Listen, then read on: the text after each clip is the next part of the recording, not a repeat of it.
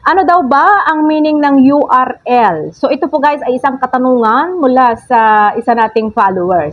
So itong URL guys, parang isa itong address ng isang bagay doon sa website or sa mga social media.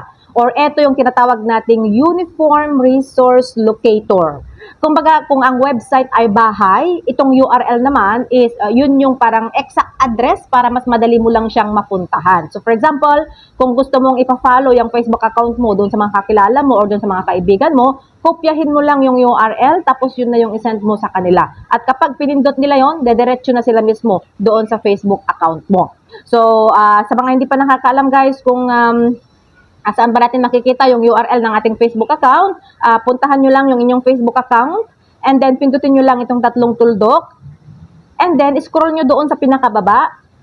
At dito, makikita nyo na itong URL ng account ninyo. And then, pindutin nyo na lang itong copy link para yun na yung i-paste ninyo or yun na yung isend ninyo doon sa mga kakilala nyo or doon sa mga kaibigan nyo. So, ang ibig sabihin nitong HTTPS, guys, ito yung protocol. Yung kung paano ka makaka-connect. Secure na version yan, guys. Kaya huwag kayong mag-alala. At eto naman nga, www.facebook.com, eto naman yung pangalan ng website. Kumbaga, eto yung bahay ng pupuntahan mo. At eto namang mahal ko 1016 yan, parang ito naman yung daan or yung street papunta doon sa bahay na yon. At eto guys yung specific na page or file doon sa website na yon.